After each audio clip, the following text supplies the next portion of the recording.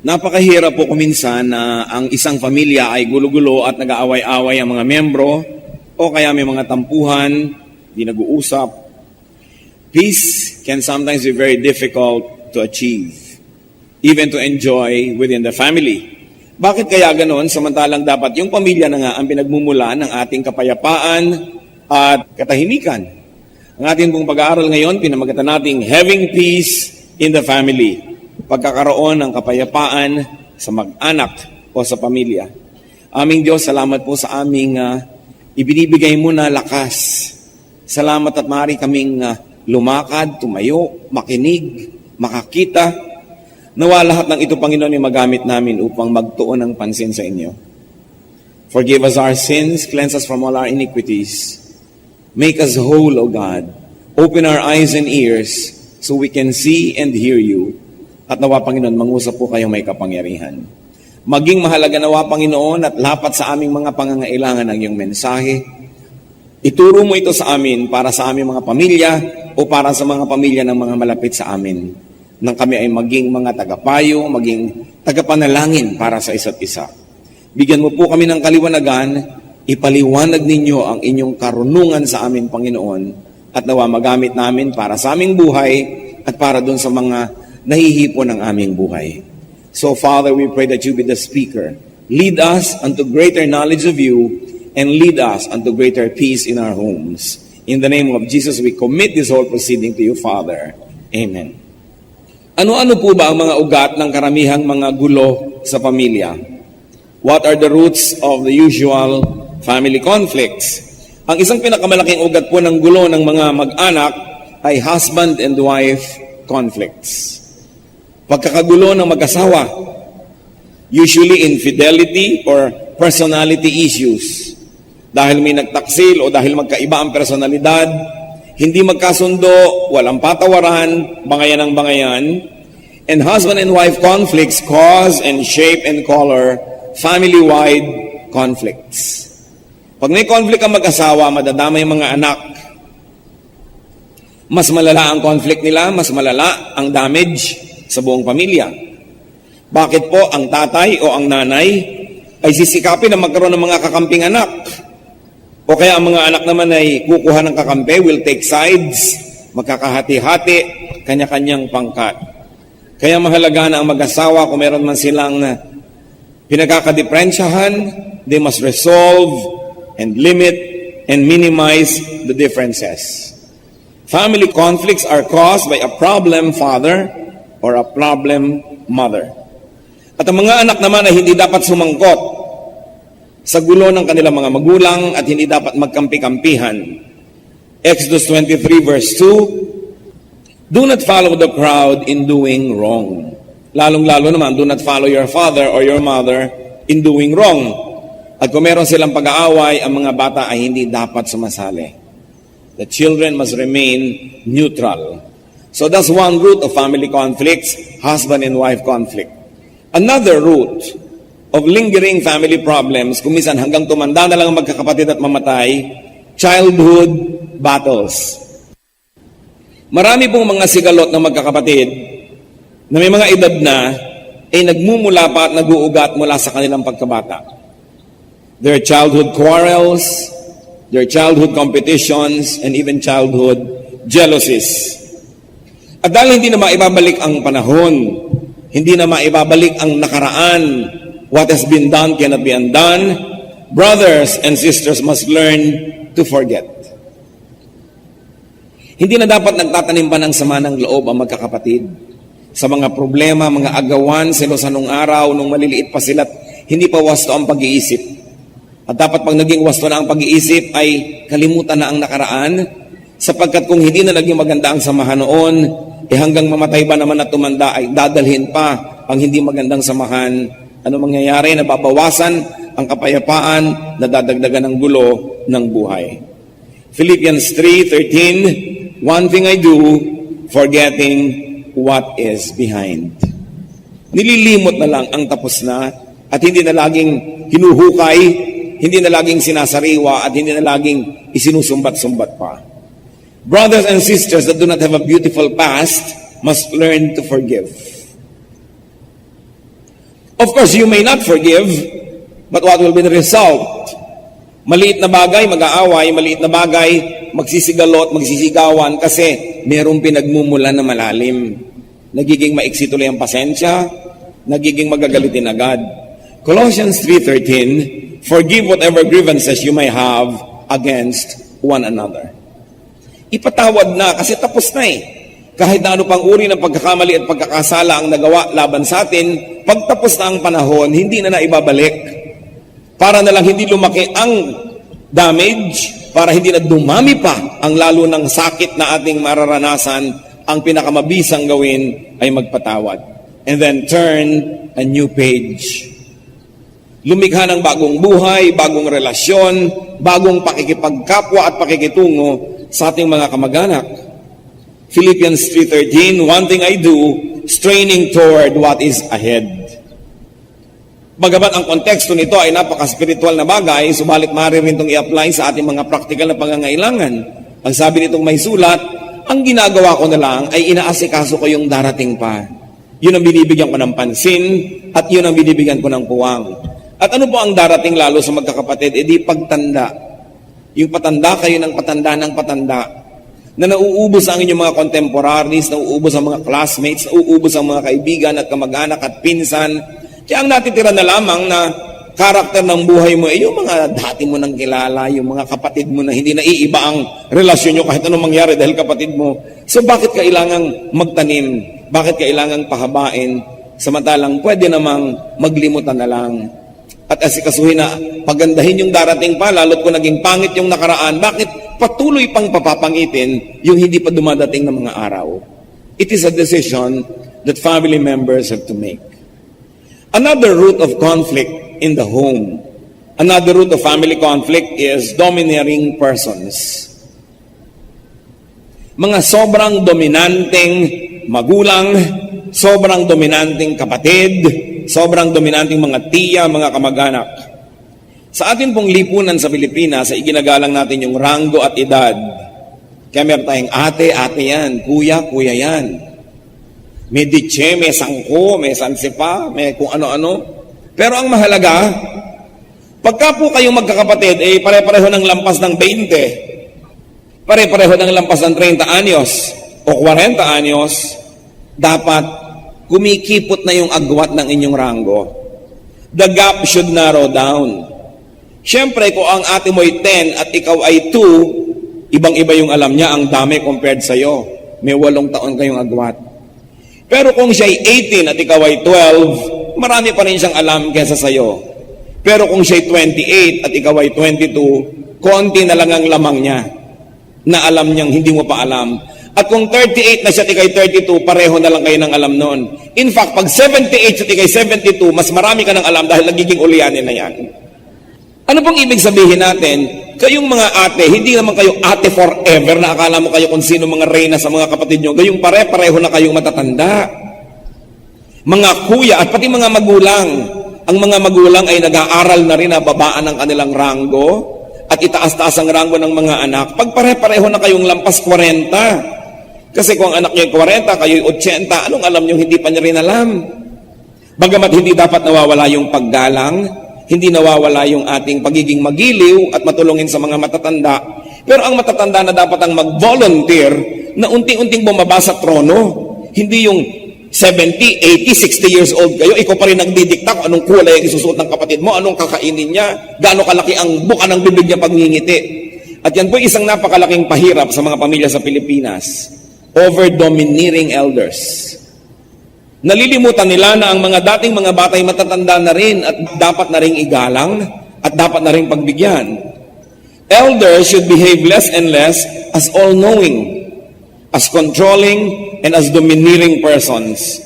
They should initiate the self-decreasing act. Kesa sa sila'y hintayin pa nilang bastusin ng mga nakakabatang sobra nilang sinisikil, dapat sila na ang maghusa na gumalang sa mga nas nakakabata. There comes a stage wherein the age difference doesn't guarantee difference in knowledge or wisdom. Kaya dapat ay marunong tayong magbigay.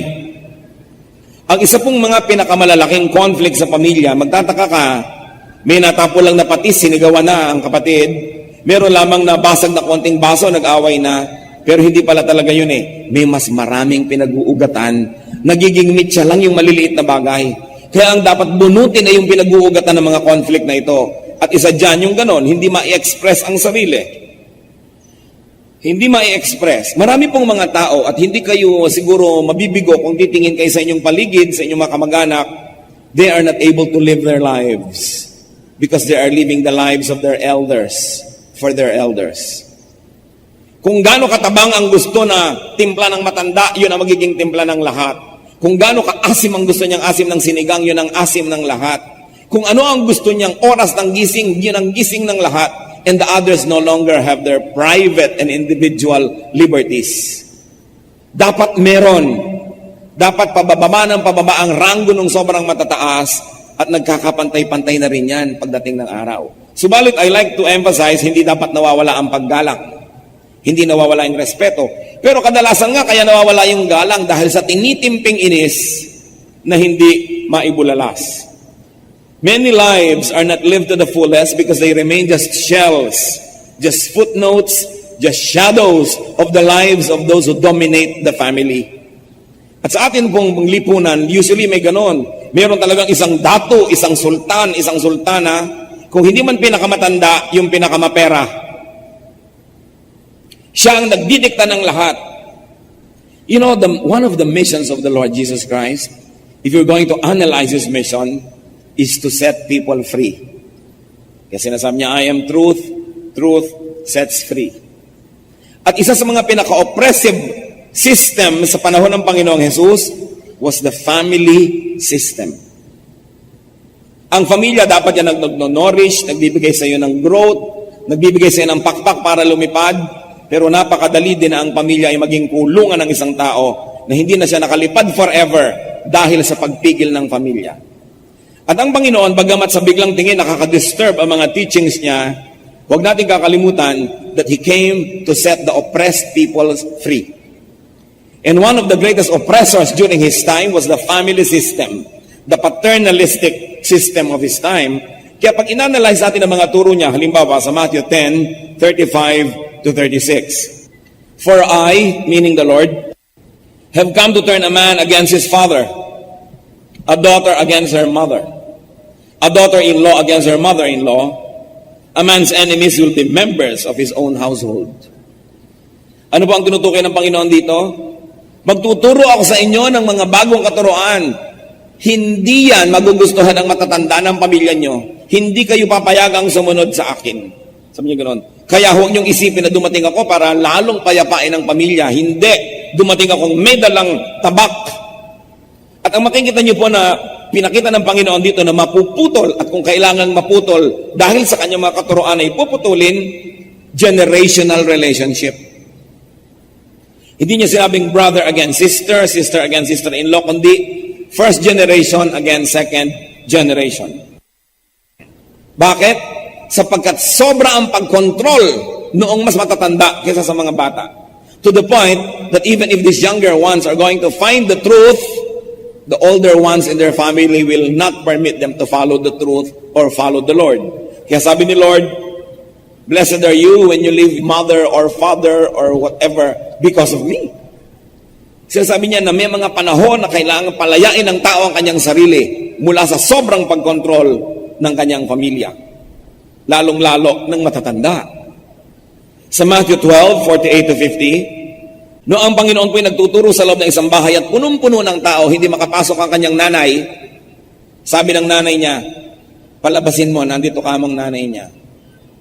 Ang sagot ni Jesus, He replied to him, who is my mother? And who are my brothers?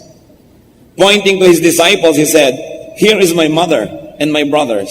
For whoever does the will of my Father in heaven is my brother and sister and mother. Very few preachers will touch these verses because they are disturbing. But the truth remains. Nalimutan ni Mary kung sino talaga si Jesus. Yung kanyang pagiging nanay, sobrang niyang ini-impose, nalimutan niya kung sino si Jesus. At kinailangang ibalik ni Jesus sa katotohanan ng utak ng lahat. Sabi niya, who is my mother? Even now, many parents forget to respect their children's age. Ang tanda-tanda na ng anak, dinodomina pa, dinidiktahan pa. Many parents forget to respect their children's achievements, even their children's position in society. In fact, maraming mga nanay, mas maraming tao, mas binabatukan yung anak na mayor, yung anak na judge, yung anak na doktor. Ipinapakita niyang siya yung nanay. Dapat kahit po tayong mga magulang, marunong tayong gumalang sa edad, sa ranggo, sa achievement ng ating mga anak. Kaya makikita mo, maraming mga elders na walang galang kahit sa mga member ng family nila. Dahil ang gusto lang nila ipakita na sila yung dominant, na sila yung domineering, na sila yung bida. And this is at the expense of the dignity of some members of the family. And this is not commendable behavior. Kaya inilagay ng Panginoon sa tama, sabi niya, sino naman ang nanay ko? Sino ang magpapatawag sa akin? I'm doing a public ministry para tawagin ako. Kasi nalimutan ni Mary na lumagay sa lugar. Kaya pati siya ay inilagay sa lugar ng Panginoon.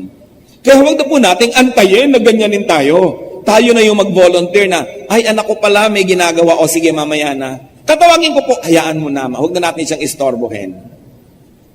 Hindi yung dami-dami mga tao na tumatawag sa'yo, obispo, obispo, obispo. Yung nanay naman biglang, Carleng, halika nga dito. Ipapakita niya kung sino siya. Yabang yun eh. Bakit hindi mo rin tawagin na, obispo, may nawala ba sa iyong pagkamagulang kung ikaw mismo ang nagbibigay ng example sa iyong mga nakakakita sa iyo na iginagalang mo yung tao? Pero meron ding mga ganyang kapatid. Yung kapatid nila, bagamat bunso o nakababata, kahit na marami nang na-achieve at iginagalang ng lipunan, sa harap ng iba, tinatawag-tawag, ginaganon-ganon, kasi ipinagyayabang nilang kaya nila. And this should not be the behavior, especially of the people of God. Sa Matthew 8:21 to 22, may tinawag ang Panginoon, halika, sumunod ka sa akin.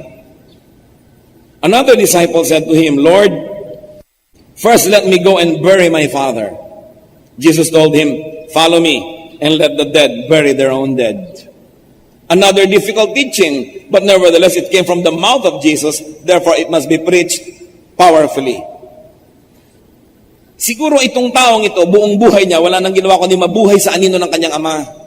Hindi na siya nagkaroon ng sariling buto, sariling paninindigan, sariling buhay dahil controlled na controlled. At nung namatay na, tinatawag na nga ng Panginoon, sumunod ka sa akin. Hindi pa rin makasunod because of filial obligation. At sabi ng Panginoon, tama na yan. Makalaya ka na. Hayaan mo na sila ang maglibing. Sumunod ka na sa akin. I don't think na tinuturuan po ng Panginoon ang mga anak na huwag maging magalang sa magulang. Pero itinuturo niya na pag Diyos ang tumatawag sa iyo, ang work ng Panginoon ang tumatawag sa iyo, dapat alam mo na may magulang ka sa langit na mas mataas ang ranggo. At saka itinuturo rin niya na sobra-sobra na ang pagkontrol, that you must be set free. Conversely and effectively, Jesus emphasized children's rights. Alam niyo po, nung araw, lumaki kami na pag may bisita, ligpit ang mga bata, huwag kang pakalat-kalat. No?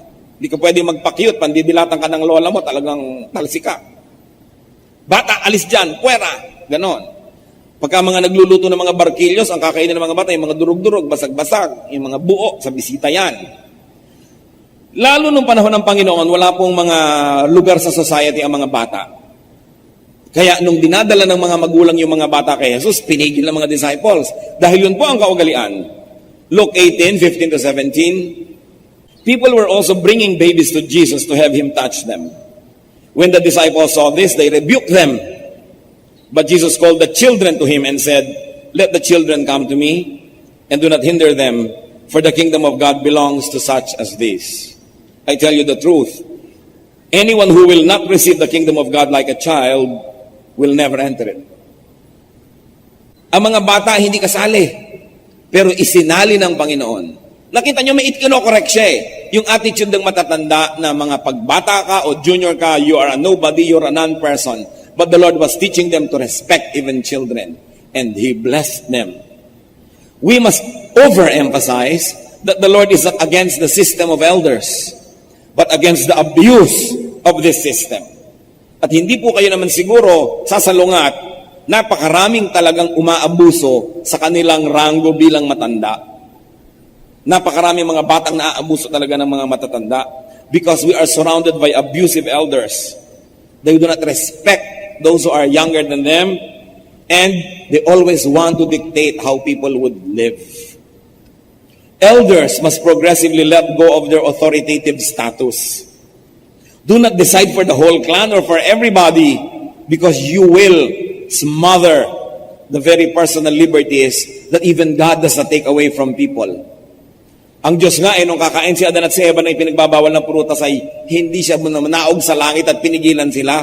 Nagsasalita siya, pero binibigyan niya ng free will ang mga tao kung anong gagawin, kung susunod o hindi. Daig pa kuminsan ng ibang magulang ang Diyos. Minors or younger ones are to be given more space, more voice, more freedom as their maturity allows. Pag nakikita na po natin na mature, kaya na magpasya, dahan-dahan, pinapayagan na natin. Hindi yung 18 years old na idinidikta mo pa anong isusuot, anong gagawin niya, paano siya uupo. Dahan-dahan para masanay na magkaroon ng sariling pasya. Individuals must be given the space to be themselves and to live their personal lives. The opposite creates terrible conflicts. Sa mga baryo po, lalo nung araw, ang dami-daming nasasabi na kukulam. Naiiba ang pagkatao. Maraming sinasabihan, yan ay pagbilugang buwan o lusawang buwan, whatever, naiiba ang kanyang behavior. At maraming sinasabing possessed o nakukulam. Noon ding panahon ng Panginoon, napakarami pong tinawag nila mga possessed. Kung ano nang nangyayari. But there is an interesting psychological analysis that can be done. Kasi po sa mga baryo, lalo sa mga mas traditional societies, sabihin nyo, bakit mas maraming kinukulam kaysa sa syudad? Kasi sobra ang suppression sa mga baryo.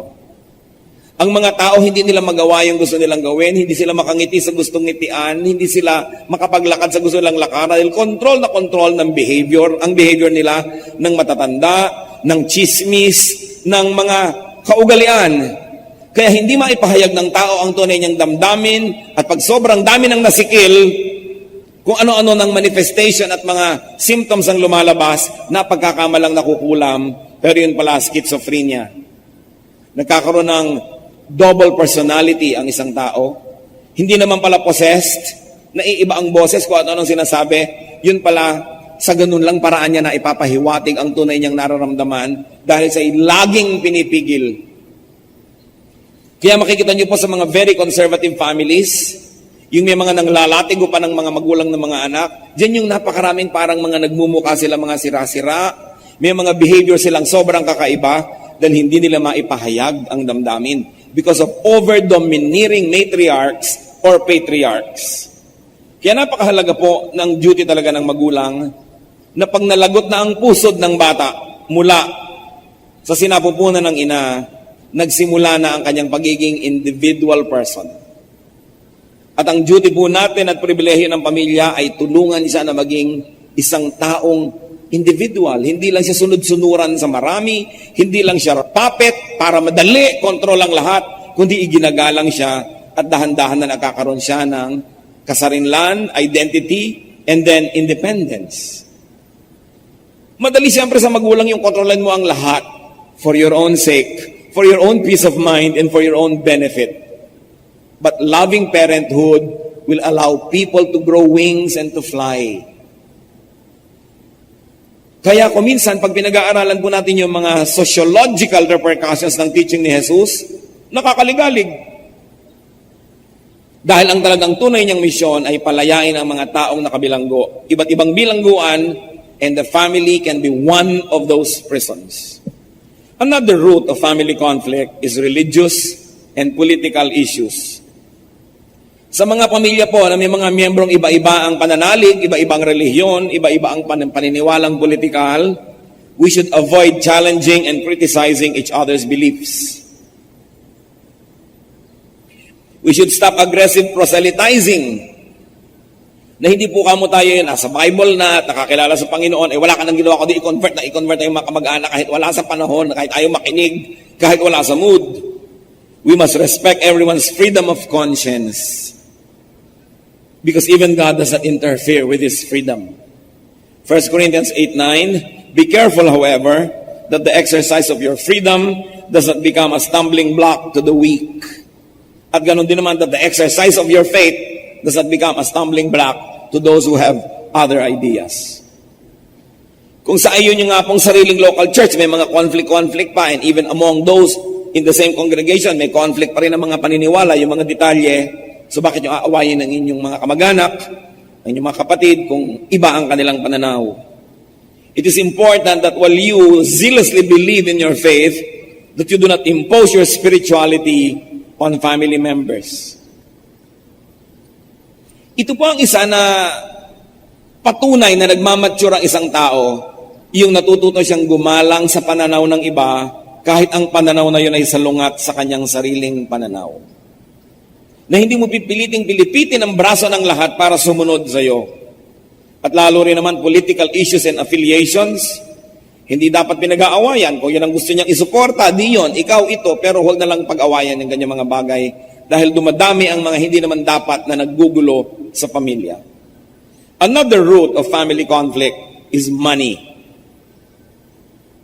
Property, inheritance. Therefore, parents should be fair as possible. Kasi kung hindi sila naging fair sa kanilang mga anak, matagal na silang namayapat sa makabilang buhay, magulo pa ang mga anak nila dahil sa iniwang gulo ng magulang. James 2:1, don't show favoritism. Parents should leave order, not a mess. Si Abraham po, ang ayos-ayos ng iniwan niya, bagamat marami siyang pamilya dito at doon. Samantalang si Isaac, ang gulo-gulo ng iniwan niya. So Genesis 25:5-6, Abraham left everything he owned to Isaac. But while he was still living, he gave gifts to the sons of his concubines and sent them away from his son Isaac to the land of the east. Inayos na Abraham ang iiwan niya para hindi magulo. Sa Genesis 27:41, Esau had a grudge against Jacob because of the blessing his father had given him. He said to himself, the days of mourning for my father are near, then I will kill my brother Jacob. Sapagkat hindi nagkaroon ng katarungan sa paghahatian ng mga mana, nagbabalak itong isa na patayin ng kanyang kapatid matapos lang ang pagluluksa sa kanyang ama. At marami po mga magkakapatid, gulo ang minana sa mga magulang na hindi inayos ang lahat bago sila tumumba at namayapa. Kaya dapat ay inaayos. And remember this, in-laws should keep out of inheritance issues. Mga brother-in-law, sister-in-law, hindi kayo dapat nakikilahok sa usapan ng magkakapatid tungkol sa kanilang mga mana. Nag-aaway-away ang magkakapatid dahil sa inyong mga sulsol. Siyempre, ang sister-in-law, sasabihin dito sa asawa, ang mga anak mo, baka maape. Ang ibig sabihin niya, ako, ang mga anak mo. Siyempre, pag ginamit mo na sa tatay yung props yung mga anak niya, magiging naman niyang protective. Huwag kayong nakikialam sa usapan ng magkakapatid sa kabuhayan dahil sabit lang kayo sa pamilya. Dapat yan napakalinaw kasi nagkakagulo ang magkakapatid sa pakikialam ng mga in-laws. And why can't many families incorporate? Bakit pag kami manahing kaprasong bukid, hindi sila magtayo ng family corporation at sosyo-sosyo? Pinaghahati-hati kahit itigis ang dangkal na lang. That is one thing that we have to learn as a people, to incorporate. Kasi yung bahay na malaki nung minana, nagkaputol-putol, lawanit dito, lawanit doon, nagmukha na tuloy na barong-barong, but hindi mag-incorporate. It is important to learn this. And brothers and sisters, need we say, help each other. Matthew 5:42, give to the one who asks you, and do not turn away from the one who wants to borrow from you. Eh kung kapatid mo pa, di lalo na. And important naman, mga magkakapatid, pay loans and pay your obligations. Hindi yung hihiram kayo, inilista sa tubig, inilista sa yelo, pag natunaw, bayad.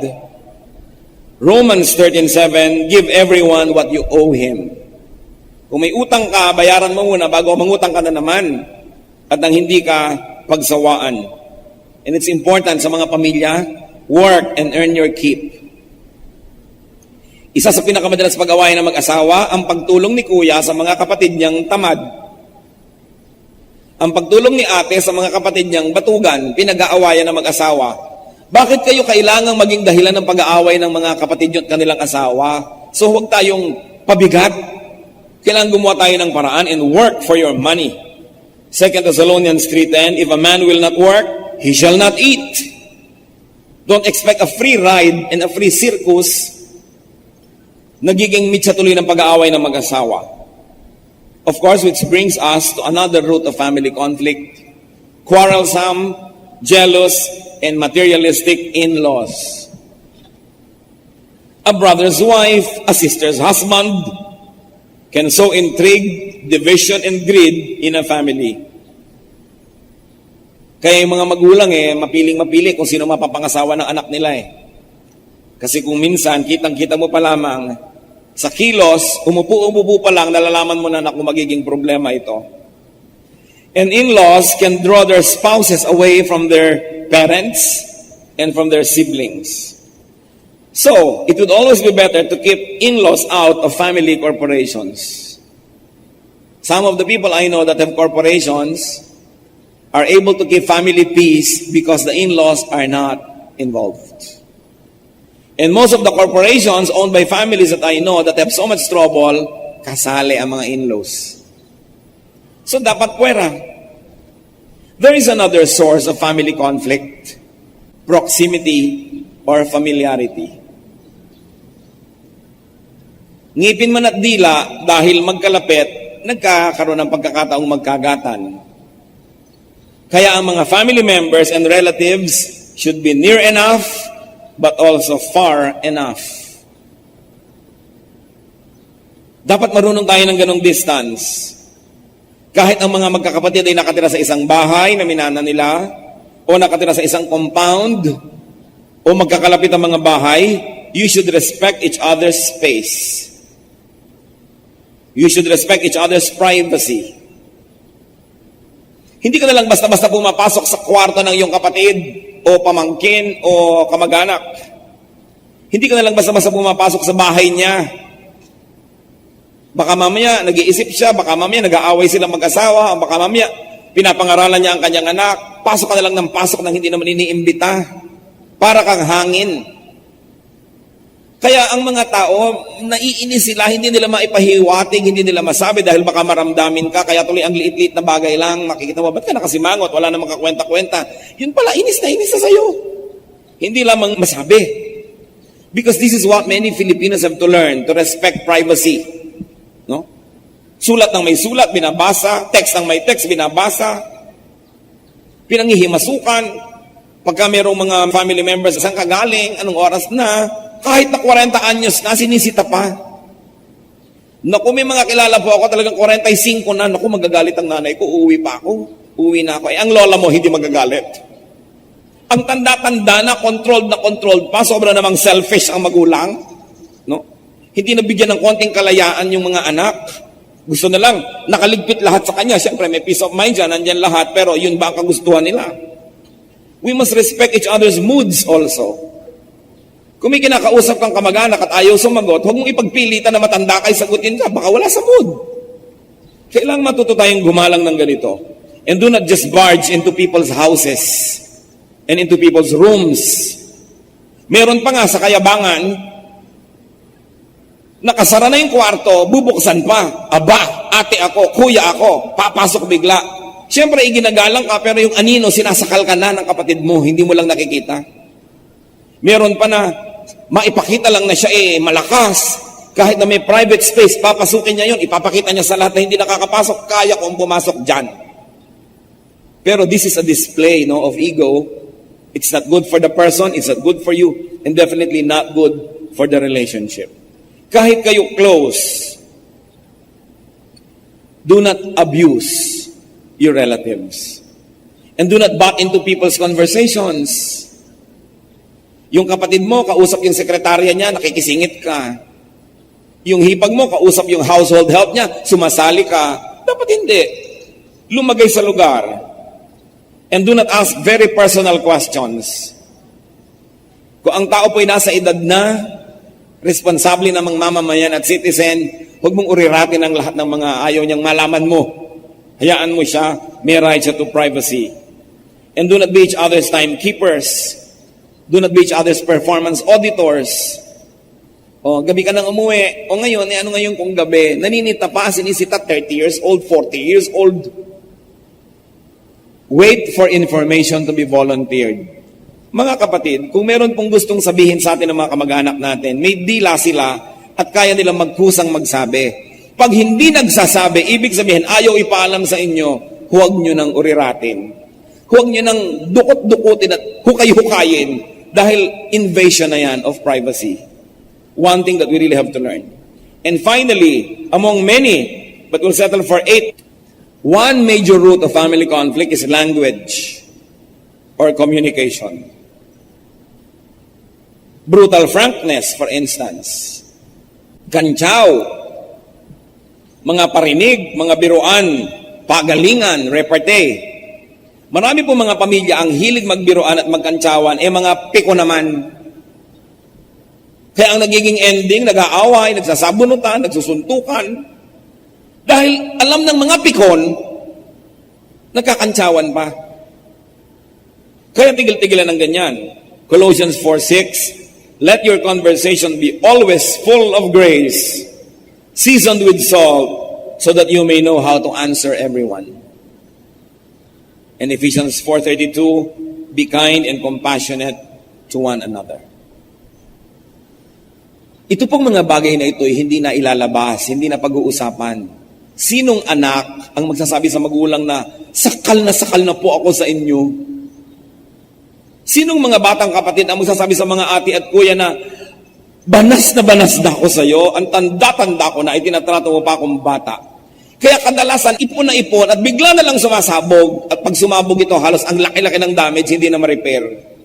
Kaya mahalaga mga kapatid, pag-usapan natin. Kailangan natin itong isipin.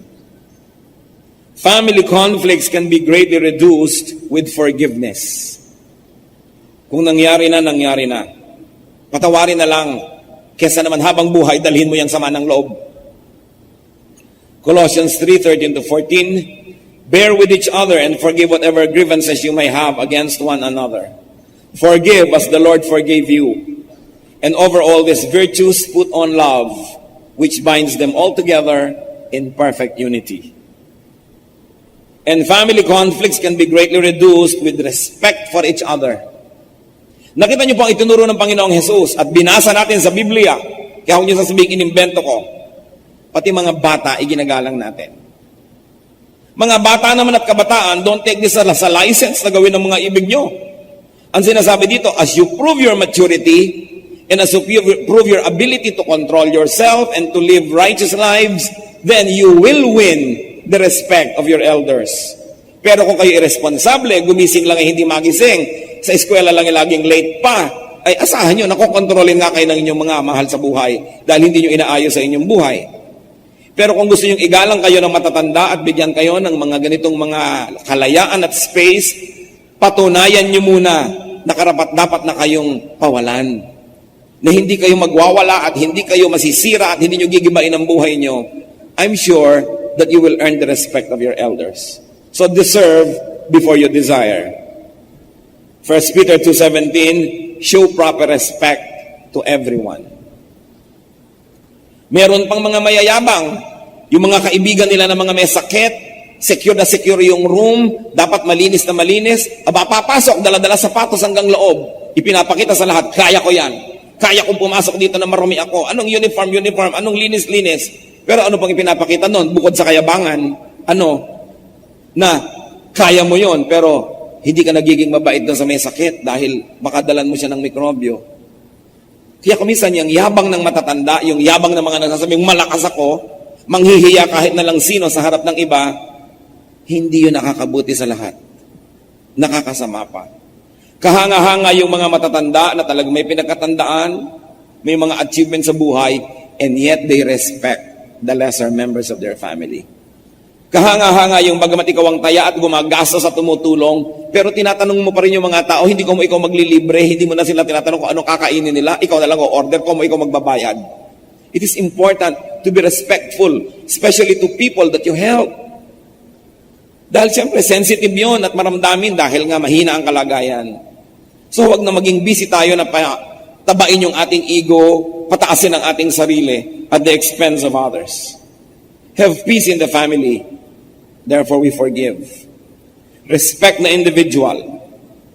Let people pursue their callings and live their lives. Ang dami-daming mga tao hindi nakapag-aral ng gustong pag-aralan, hindi nakapag-career ng gustong career dahil sinunod ang kagustuhan ng kung sino man ang amo ng kanilang pamilya. At pagkatapos namatay na yung amo na yun, itong taong to have to live with this career all his life, all her life, na hindi naman niya gusto. Ito ba ang paraan ng pagmamahal sa ating mga kamag-anak? At kung ang mga tao'y pinapayagan natin at may laya at nagkamali, huwag tayong naninisi agad. Ayan, sabi ko na sa iyo. Tulungan uli nating tumayo. Tulad ng ginagawa ng Panginoon sa atin. Yung kabutihan na inaasam nating tatanggapin mula sa Diyos, dapat handa rin tayong ibigay sa ating kapwa. Do not let your help become puppet strings. Tumulong ka nga pero kinokontrol mo naman sila. Bawat tulong na ibinibigay mo, nagiging tali at tinatalian mo sila. This is not the godly way. Set others free and be free yourself. Maging tahimik ang ating buhay sa ating pamilya, pero huwag po tayong malilibang sa false peace. Kasi kung meron over-dominating, isang very powerful member ng family, lahat sumusunod, mukhang tahimik, pero hindi totoo dahil sa mga kalooban ng bawat isa kumukulo, no? At meron sila mga tinitimpi. Hindi totoong kapayapaan yon. Naghihintay lang yun ng panahon na sumabog, parang isang bulkan. Kaya pati pressure cooker, binibigyan niya ng pagkakataong sumingaw sapagkat ang hindi sumisingaw at umiipon ng pressure, sumasabog. Kaya marami mga family members po natin kung minsan nag-flip, kung minsan nalalagay sa mga basement ng mga ospital, kung minsan nalalagay sa mga psychiatric wards, yun pala ang daming hindi maibulalas na damdamin. Is your family nurturing to the point that people can express themselves?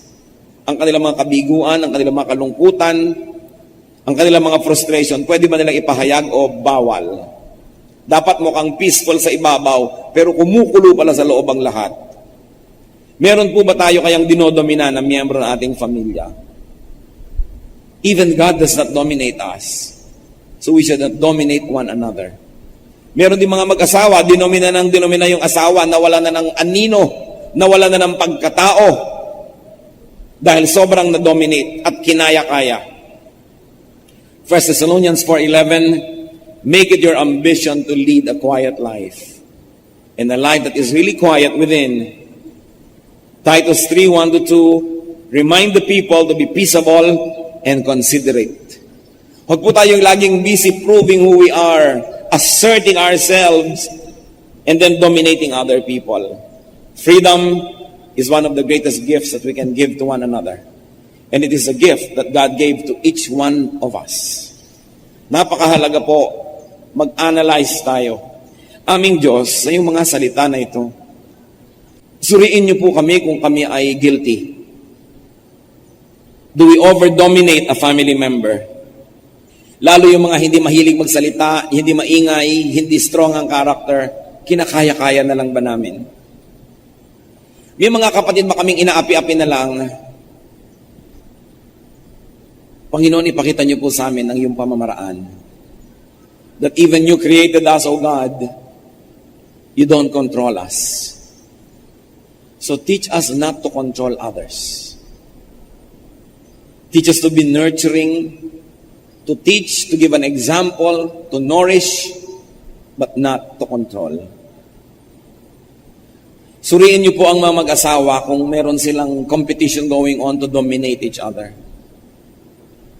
Suriin niyo po ang mga magulang at mga anak at mga magkakapatid at ipakita niyo po ang kalagayan ng aming pamilya. Sa mga binanggit pong mga 8 dahilan, pinag-uugatan ng mga problema ng pamilya, alin po o alin-alin ang totoo sa aming mga pamilya. Ipakita niyo po sa amin, Panginoon, kung kami ay responsable. If we are responsible for such things, because we like to have peaceful families, O God, teach us to make your ways our ways, to make your peaceful ways our ways. Mga kapatid, magbulay-bulay tayo. Humingi tayo sa Panginoon ng karunungan na manamnam, matanggap ang mga salitang ito, at maihanap ito ng mga praktikal na paglalapat sa ating buhay. At magkaroon tayo ng pagpapasya na huwag mangdomina ng kapwa. At tayo man, let us earn the right to be respected and not to be dominated. Ayusin natin ang ating mga buhay at mga pamilya.